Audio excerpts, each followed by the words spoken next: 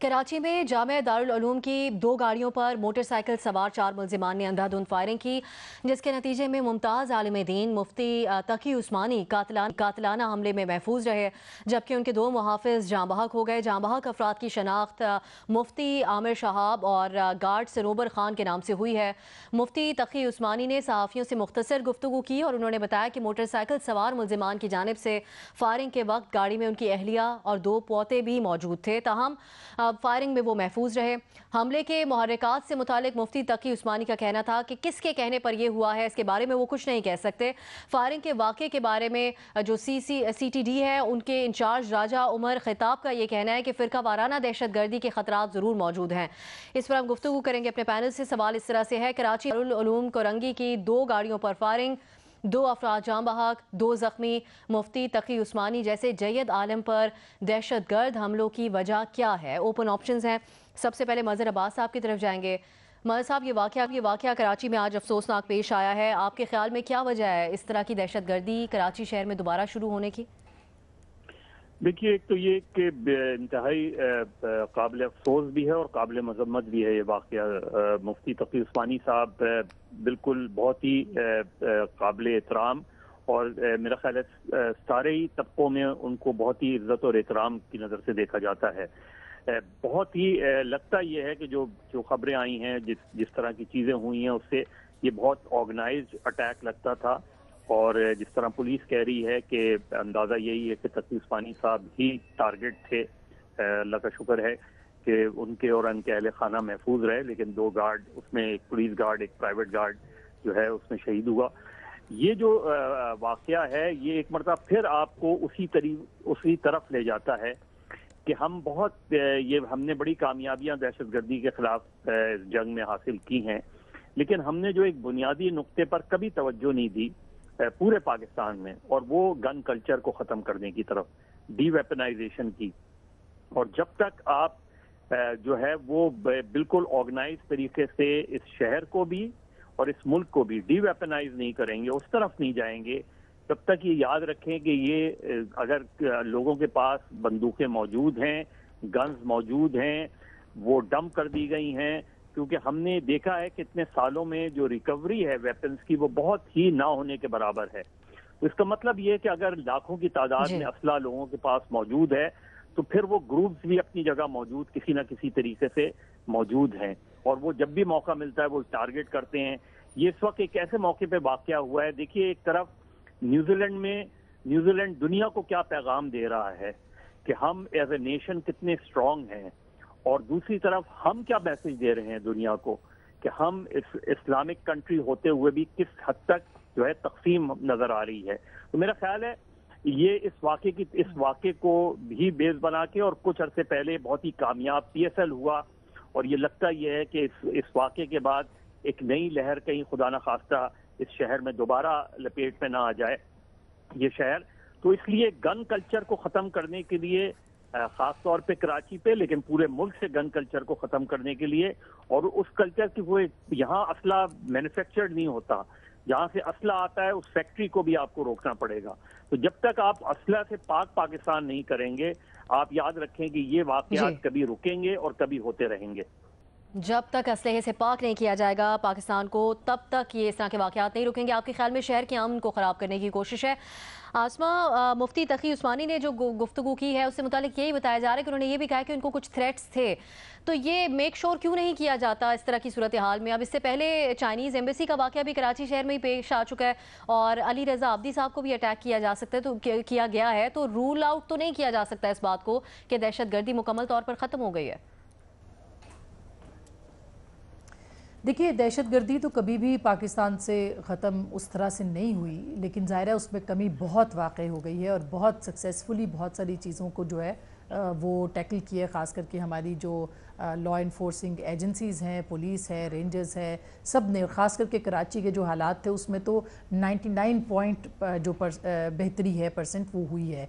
लेकिन तकी उस्मानी साहब ने एक और बात की भी निशानदही की है। उन्होंने ये कहा कि उनसे गार्ड्स वापस ले लिए गए थे, क्योंकि पिछले जो चीफ जस्टिस साहब थे उन्होंने बहुत सारे लोगों की सिक्योरिटी वापस लेने का और सिक्योरिटी गार्ड्स जो थे उनकी वापसी की बात की थी, हुक्म दिया था, जिसके बाद सब लोगों की जो सिक्योरिटी है वो वापस ली गई थी। तो मेरा ख्याल है एक तो बहुत सारी चीज़ें ज़ाहिर है कि उससे रिलेटेड हैं और सिक्योरिटी का होना बड़ा ज़रूरी होता है, क्योंकि जब भी कोई वाक़या होता है तो सबसे पहले यही कहा जाता है कि उनको सिक्योरिटी क्यों नहीं फ़राहम की गई। अली रज़ा आब्दी के वक्त में भी यही था और उनका भी यही हुआ। फिर उनकी जो शहादत हुई उसके अभी तक मुल्ज़िमान बताए ज़रूर जाते हैं लेकिन अभी तक दिखाए नहीं गए, यानी उसके बारे में भी इंसाफ होता नज़र नहीं आया। लिहाजा तकी उस्मानी साहब की बात को सामने रखा जाए तो सिक्योरिटी प्रोवाइड करना ज़ाहिर है कि हुकूमत की ज़िम्मेदारी भी है, लेकिन इसके साथ साथ अगर अदालतों ने कोई ऐसे फ़ैसले दिए तो उनको भी सोच के फ़ैसले देने चाहिए कि हम किस किस्म की सोसाइटी के अंदर जो है वो ज़िंदा रह रहे हैं। बाकी जो PSL वाली बात है बिल्कुल दुरुस्त है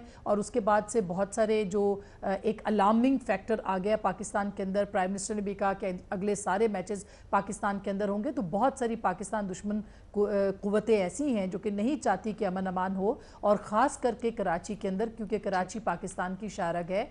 जब से कराची के हालात बेहतर हुए आपने देखा है कि एक नुमाया तब्दीली पाकिस्तान भर की जो अमन अमान की सूरत हाल है उसके अंदर हुई है। लिहाजा इसको बिल्कुल देखना चाहिए, इसको पूरे तरीके से तमाम उलमा को, ये सिर्फ तकी उस्मानी साहब का तो बहुत, वो तो मोहतरम है, हर मकतबा फ़िक्र उनकी बहुत एहतराम करता है, लेकिन जितने भी उलमा हैं जो जिनको सिक्योरिटी चाहिए, गवर्नमेंट को फिल फॉर उनको सिक्योरिटी देनी चाहिए। और ये जो सेक्टेरियन इशू है इसको बनाने की ज़रूर कोशिश की जाएगी और किया गया होगा, इसीलिए उनको उनके ऊपर अटैक भी किया गया। मेरा ख्याल है इसको बहुत सीरियसली लेने की ज़रूरत है, क्योंकि बहुत सारी रिपोर्ट्स ये कह चुकी हैं कि कराची के अंदर सेक्टेरियन जो वायलेंस है उसके चांसेस बहुत इम्कानात मौजूद हैं और उसको कम करने की ज़रूरत है। वो इसी तरह से होंगे अगर इक़दामात नहीं उठाए जाते।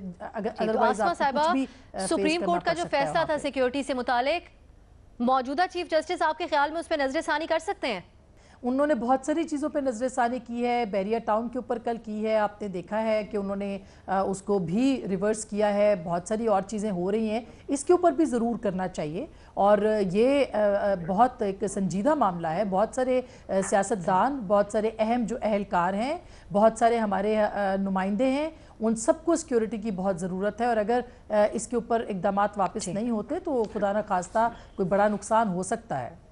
महमल सरफराज से बात करेंगे। महमल, जो गुफ्तगू हो रही थी ब्रेक से पहले कि जो सिक्योरिटी वापस लेने के सुप्रीम कोर्ट के अहकामात थे, क्या आप समझती हैं कि उस पर नजरसानी होनी चाहिए? और उससे पहले बहुत सी शख्सियात ऐसी हैं जिनको थ्रेट्स उनके सिक्योरिटी के हवाले से मौजूद हैं, हुकूमत को भी कोई लाहे अमल तय करना चाहिए इससे मुतालिक? जी अब साहब बिल्कुल करनी चाहिए नजरसानी, क्योंकि ये पाकिस्तान के अंदर एक्चुअली एक प्रॉब्लम है, सिक्योरिटी की रियल थ्रेट है। और बहुत सारे लोगों को, बेशक वो उलमाए दीन हो, बेशक वो सियासतदान हो, बेशक वो हमारे जुडिशरी के लोग हों और भी लोग हों, तो ये सिक्योरिटी वापस लेना ये सही नहीं था। ये उस वक्त भी बड़ा क्रिटिसाइज़ किया गया जब इस तरह की बात उन्होंने की। इसके अंदर जो मैं ऑप्शन लेना चाहूँगी वो ये है कि मुझे लगता है कि ये इंतशार फैलाने के लिए थे। देखिए जो मुफ्ती तकी उस्मानी साहब है उनके सारे फ़िरके बहुत इज्जत करते हैं सब मकतबा फ़िक्र, लेकिन वो देवबंद के सबसे बड़े आलिम दीन होंगे पाकिस्तान में, अगर ये कहें तो ये दुरुस्त होगा बिल्कुल। अगर खुदा न ख्वास्ता, ये तो बहुत अल्लाह का करम हुआ कि वो बच के और कुछ नहीं हुआ, लेकिन खुदा न ख्वास्ता उनको कुछ हो जाता तो उनके लाखों मदरसों में स्टूडेंट्स हैं जो वो गम गुस्से में बाहर निकलते, एक तोड़ फोड़ होती, एक शिद्दत पसंदी की लहर आती, इसको फ़िरका वाराना रंग भी दिया जाता, जो कि शायद ये पता नहीं है कि नहीं है, लेकिन ये कि क्योंकि ये तो एक दहशत गर्दी का वाक़या है तो उसको रंग दिया जाता है। फिर उसके अंदर बहुत ज़्यादा जो है इंतशार फैलता, एनआरकी फैलती पूरे पाकिस्तान के अंदर, और फिर ये एक वेव जो है ये पूरे पाकिस्तान को जो है बड़ा सख्त नुकसान पहुंचाती। और जैसा कि आसमा और बाकी सब ने भी ये बात की कि काफ़ी अरसे तक कुछ इस तरह के वाक़यात जो हैं उनके ऊपर रोक टोक रही, कुछ ना कुछ हुआ, लेकिन फिर भी अब ये लग रहा है कि ये वो अनासिर जो कि चाहते हैं कि मुल्क के अंदर इंतशार फैले और जो ये चाहते हैं कि अमन व अमान पाकिस्तान का ख़राब हो, क्योंकि इसके अलावा तो इससे और कोई चीज़ हासिल नहीं होती। थ्रेट ज़रूर हैं उनको, लेकिन असल मकसद जो इसका था वो था अमन व अमान पाकिस्तान का ख़राब करना और इंतशार फैलाना। तो इसके ऊपर मेरे ख्याल में हुकूमत को और जितनी हमारी सिक्योरिटी फोर्सेस हैं उनको इसका पता लगाना चाहिए कि कौन है इसके पीछे, ताकि वो उनको पकड़ सके कि जो ये चीज़ पाकिस्तान के अंदर दोबारा से करना चाहते हैं। मुकम्मल तहकीकात होनी चाहिए। इरशाद भट्टी साहब, आपके ख्याल में कौन से अनासिर हो सकते हैं इस हमले के पीछे? देखिए, पहली बात तो ये कि काबिल मज़म्मत हमला है, मरने वालों के ख़ानदानों से दिली हमदर्दी है, अल्लाह का शुक्र है मुफ्ती साहब और उनकी फ़ैमिली महफूज रही। दूसरी बात है कि अनासर कौन से हैं, वजह क्या है, ये जरदारी साहब से पूछें ना, बिलावल से पूछें, मुराद अली शाह साहब से पूछें। पिछले 11 साल से उनकी हुकूमत है सिंध में, कराची उनका है। मैं कुछ कहूँगा तो तौहीन हो जाएगी, 18वीं तरमीम ख़तरे में पड़ जाएगी, तकरीरों, बयानों, टीवी प्रोग्रामों में नहीं संभल रहे, रेंजर्स को 3 माह देने में प्रॉब्लम होती है। अपना हाल ये है कि सिंध का कोई शोबा देख लें, कोई महकमा उठा लें, किसी मनसूबे की फ़ाइल खोल लें, बेड़ा गर्क है। आप सिर्फ न्यूजीलैंड की, अभी मज़र साहब ने कहा था, न्यूजीलैंड की आप देखें कि एक वाक़या हुआ है, 50 लोग मरे हैं, उनकी माफ़ियाँ देखें, माजरतें देखें, ट्रंप को न्यूजीलैंड की खातून वज़ीर आज़म ने क्या जवाब दिया है वो देखें, मुसलमानों की हिफाजतें गोरे कर रहे हैं, फूलों से मस्जिदें भर गई हैं, अजानें सुनाई जा रही हैं, असम्बली में तिलावत हो रही है, खुदकार असले पर आज पाबंदी लग गई है। अपना हाल देख लें, 70,000 शहादतें हैं, 70,000 लाशें, 70,000 हम जनाजे उठा चुके हैं, सैकड़ों क्राइस्ट चर्च हो चुके हैं, 50,000 कराची में वो कत्ल हुए हैं जिनके कातलों को छोड़ें उनकी अपनी शनाख्त नहीं हो सकी कि ये कत्ल क्यों हुए थे। कभी गुमनाम, मज़र साहब को पता है उस गुमनाम कब्रिस्तान का, कभी बिलावल वहाँ गया है?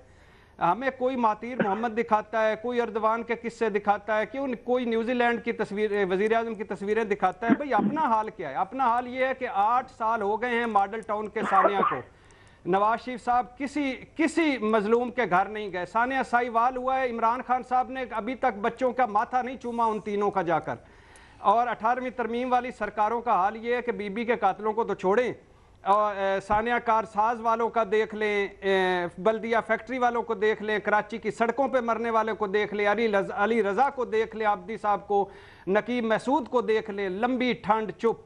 और आखिरी जो असले वाली थी, एक मैं आपको खुशखबरी सुनाता जाऊं कि ये चौधरी निसार अली ने पाबंदी लगाई थी असला पर, खुदकार असले पर। उसके बाद खुर्शीद शाह साहब ने 107 MNAs के दस्तखत करवाए, शायद खकान अब्बासी साहब के पास पहुंचे कि खुदकार असले पर पाबंदी हटाई जाए। भला हो शायद खकान अब्बासी साहब का, उन्होंने इनकार कर दिया।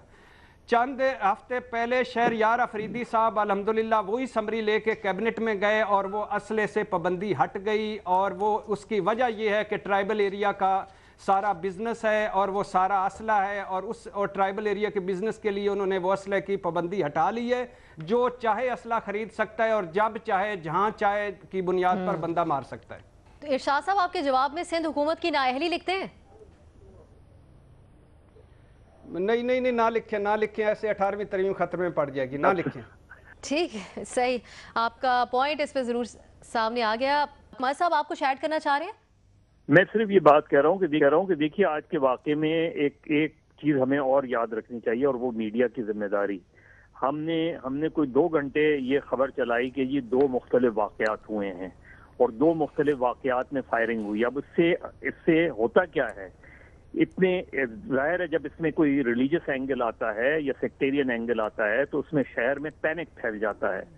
ऐसे मामलात में, ऐसी खबरों में बहुत ज्यादा एहतियात की जरूरत है जो हम नहीं करते। मोहतात रिपोर्ट करना चाहिए था। बेयकीनी की सूरत हाल पैदा हुई, इससे मुतालिक मुतज़ाद खबरें पहले आ रही थी इस हमले से मुतालिक।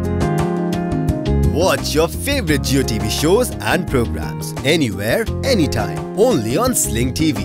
Enjoy the freedom of no long-term contract and free 8-day replay, making your favorite shows available for 8 days after they air. For more details, visit sling.com.